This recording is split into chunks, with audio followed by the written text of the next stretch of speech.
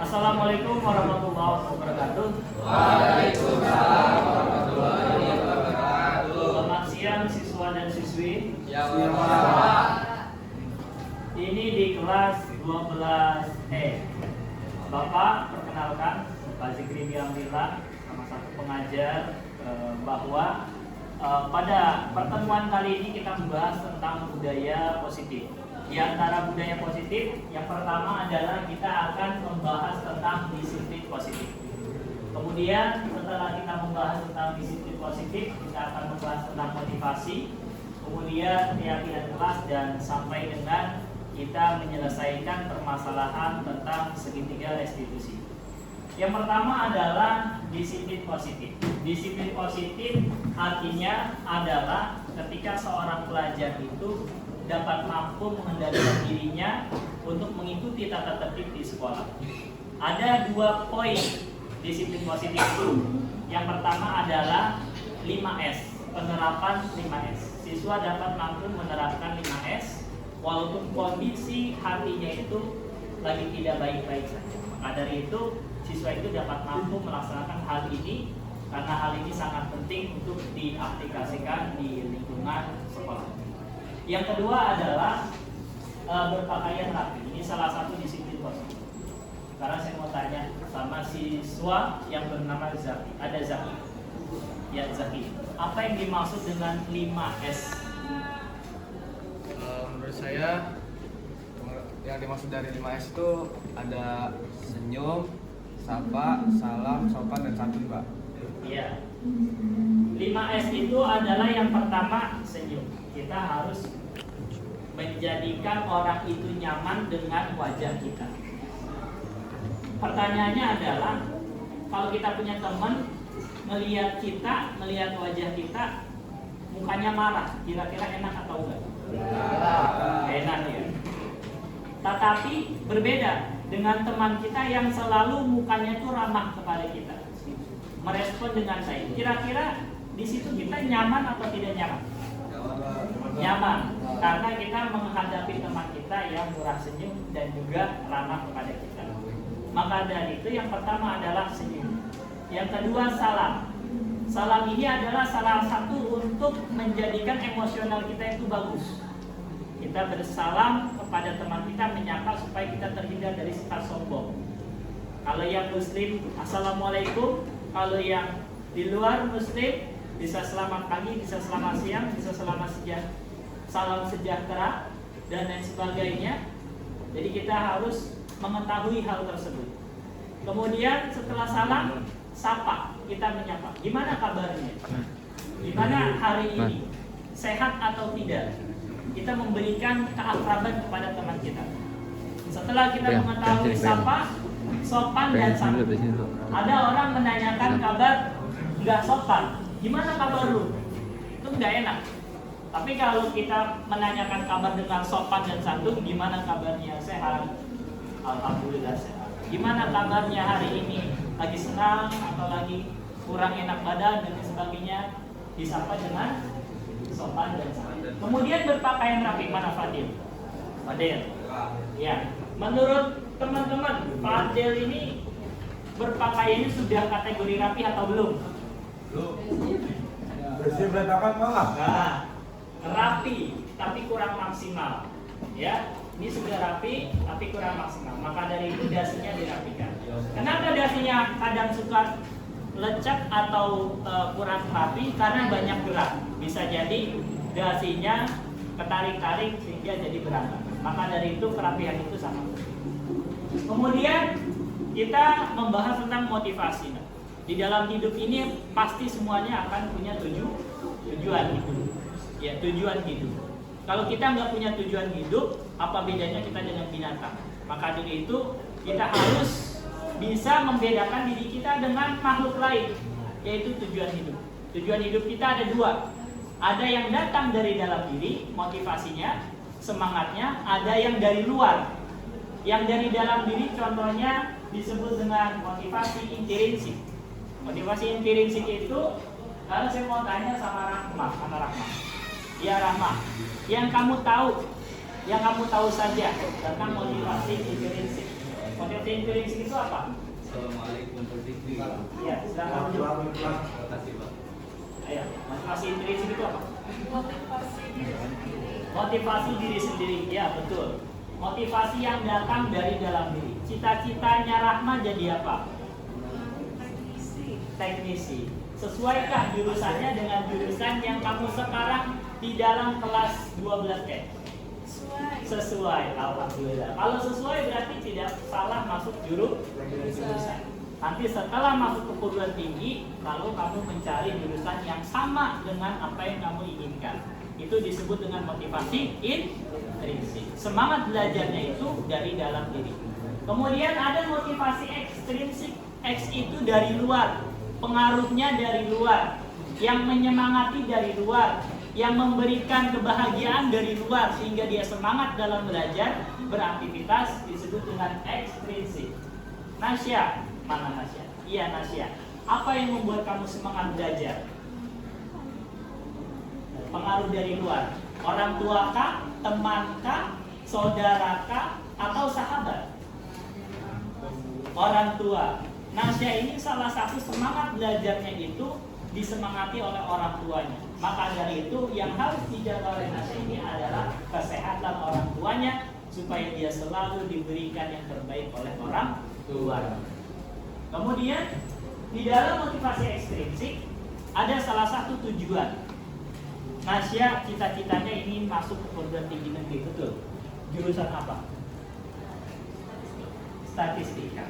Nanti dibuktikan jurusan statistikanya itu hebat, dapat nilai yang bagus, ditunjukkan nilainya kepada kedua orang tua. Kira-kira kalau kamu mendapatkan nilai predikat yang terbaik, mahasiswa terbaik di perguruan tinggi negeri, ketika kamu kasih unjuk ke orang tua kamu senang atau tidak? Pasti pasti. Motivasi ekstrinsik. Kemudian keyakinan kelas. Nah, apakah kelas ini sudah nyaman? Sudah Pak. Nyaman. Sudah Pak. Suasananya kondusif, disiplin, teman-temannya baik semuanya, kemudian bersih, dan juga satu, apakah di kelas ini sudah menerapkan jadwal piket? Sudah kan? Sekarang saya mau tanya sama Kaila, bagaimana cara pembuatan jadwal piket secara adil di kelas 12? Pakai itu kok pakai spreadsheet. Pakai spreadsheet. Kemudian Spin wheel maksudnya Pak. pakai apa? Spin wheel. Spin wheel. Spin wheel. Sistem acak. Jadi apabila namanya sudah keluar, maka dia masuk ke hari Senin. Jadi Ya. keren Pak. Kemudian dibagi. Adil. Ya, oke. Kemudian setelah jadwal itu terbuat, ya, setelah jadwal tiket itu sudah dibuat, maka ada komitmen baru. Nah, menurut Kaila, kalau ada teman yang tidak melaksanakan jadwal tiket, apa yang menjadi punishment kepada teman yang tidak melaksanakan tiket?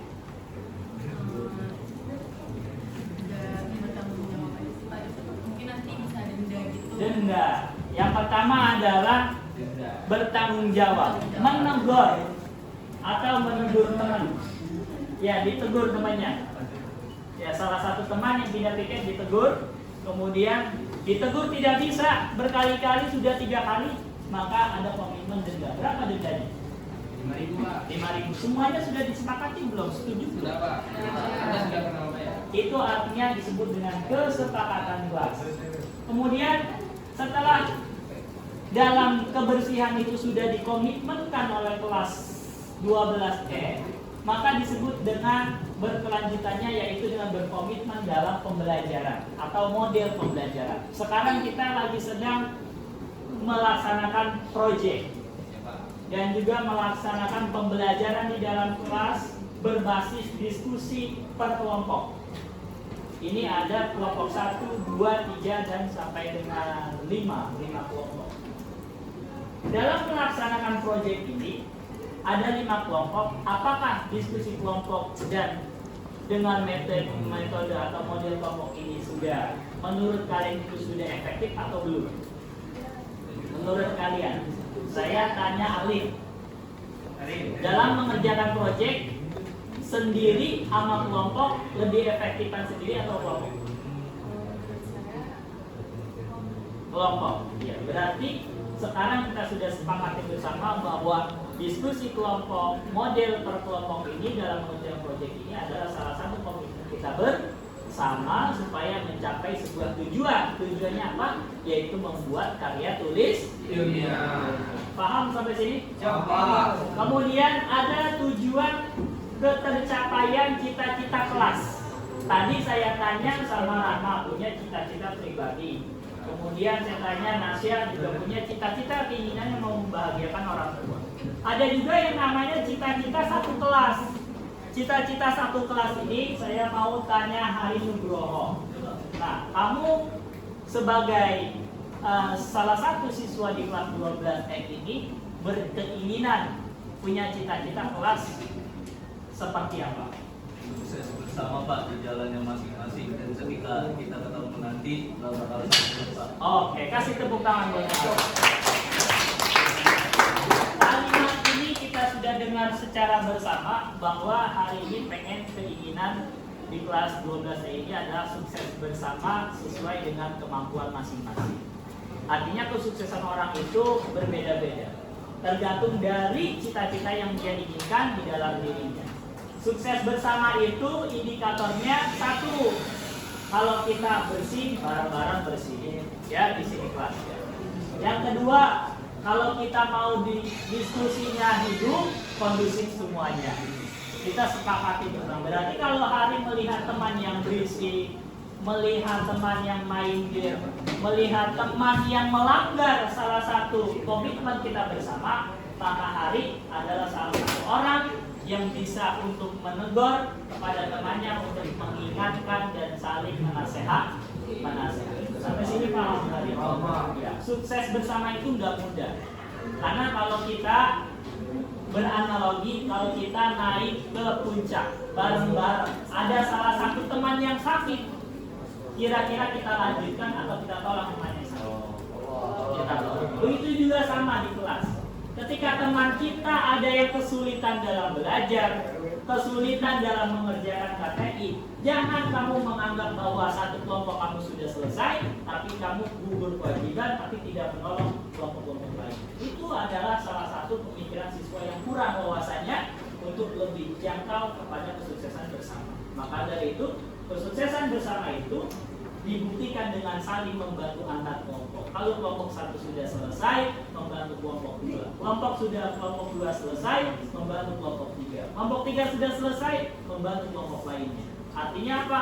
Kita kerja kelompok itu tidak memandang kelompok satu, kelompok dua, kelompok tiga, namun disebut dengan kesuksesan bersama. Selanjutnya yaitu kita akan membahas siswa yang ketika ada beberapa siswa yang bermasalah. Maka dari itu seorang guru harus bisa untuk melaksanakan menyelesaikan masalah itu dengan bijaksana, yaitu tidak dengan hukuman, tidak dengan kekerasan, tidak dengan ucapan menyakiti hati, dan juga tidak merugikan anggota keluarga. Itu dengan cara apa? Dengan cara satu, menyadarkan bahwa siswa itu adalah seorang murid yang harus bisa mentaati dan tertib sekolah.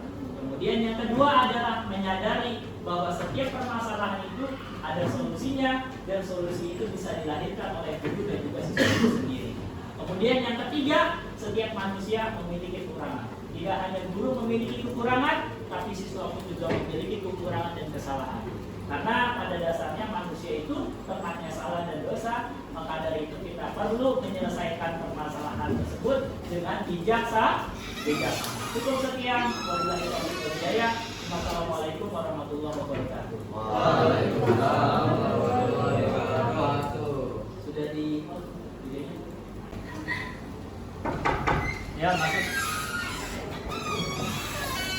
Ini siapa namanya? Bagus Pak. Bagus. Ya. Tuh Bagus. Kamu sekarang jam berapa? 10.30 Pak. 10.30. Istirahat jam berapa? 10. Jam 10. Kenapa terlambat? Kantinnya rame berarti Pak. Kantinnya rame. Berarti kamu tadi ngantri ya? Iya Pak. Oke. Berarti telat berapa menit? 15 menit Pak. 15 menit. Iya. Kamu tahu kalau terlambat dalam masuk kelas karena ngantri di kantin itu salah satu pelanggaran sekolah atau tidak? Termasuk Pak. Termasuk. Lalu solusinya bagaimana supaya kamu tidak terlambat masuk kelas pada masuk mata pelajaran setelah istirahat? Kantinnya sama 6 besarin Pak. Kantin SMA 6 besarin, ya mudah-mudahan nanti ada solusinya ya. Iya Pak. Kemudian mungkin kalau solusi itu tidak bisa dilakukan secara cepat, bagaimana caranya untuk kamu mencari solusi lainnya? Mungkin bawa bekal Pak dari rumah. Bawa bekal dari rumah, atau kamu memberikan manajemen waktu yang bagus ya. Jadi kamu harus jajan lebih awal, kemudian bisa kamu makan di dalam kelas supaya waktunya tidak terlambat. Kemudian bagaimana caranya supaya kamu tidak terulang kembali terlambat masuk kelas pada mata pelajaran? Jadi Pak, mungkin saya istirahat ya. Saya ke kantinnya lebih cepat Pak. Ke kantinnya lebih cepat. Ke kelas lain dulu Pak. Enggak ke kelas lain. Berarti tadi sempat ke kelas lain dulu. Iya, Pak. Oke. Ya, terima kasih pada Tubagus. Silakan duduk kembali. Kemudian sudah cukup. Nan main game apa Nan? Lagi dulu yang jelasin Nan. Ya, Nanda, kamu dari tadi saya perhatikan main game selama apa yang tadi saya sampaikan. Nah, kenapa kamu bisa untuk melanggar tata tertib sekolah? Apakah kamu sadar bahwa apa yang kamu lakukan ini salah atau benar? Iya, salah. Kenapa kamu main game?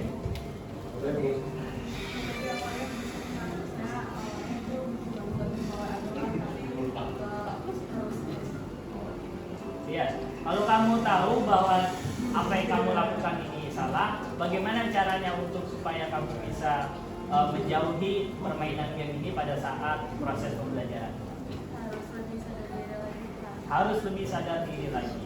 Ya. Kemudian bagaimana caranya supaya kamu tidak mengulangi kembali?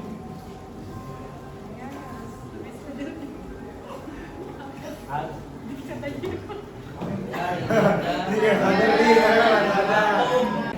Iya, sebenarnya orang itu. Oke, makasih banyak. Semoga kamu tidak mengulangi kembali ya, Anda ya. Oke. Anda mungkin ya. Anda jadi bilang Anda. Kemudian rambut. Dulu. Sudah. Pada siang hari ini saya akan mensosialisasikan tentang tata tertib terkait dengan rambut ya. Maka idealnya seorang siswa itu rambutnya 1-2-1 atau botak tebu atau rapi ya, tidak terlalu panjang. Maka dari itu saya mohon di kelas ini semuanya harus rapi. Tapi ada salah satu siswa yang bernama Abdul. Kenapa rambut kamu masih panjang? Karena belum cukur. Kenapa kamu belum cukur? Kalau rambutnya pendek kurang pendek. Tetapi secara uang ada untuk buat cukur. Ada. Nah, kemudian rambut kamu apakah sudah sesuai dengan ketentuan tata tertib sekolah atau tidak? Belum. Berarti harus kamu perbaiki untuk di kemudian harinya untuk cukur supaya sesuai dengan tata tertib sekolah. Bagaimana caranya supaya kamu tidak terulang kembali untuk melanggar tata tertib sekolah terkait dengan rambut?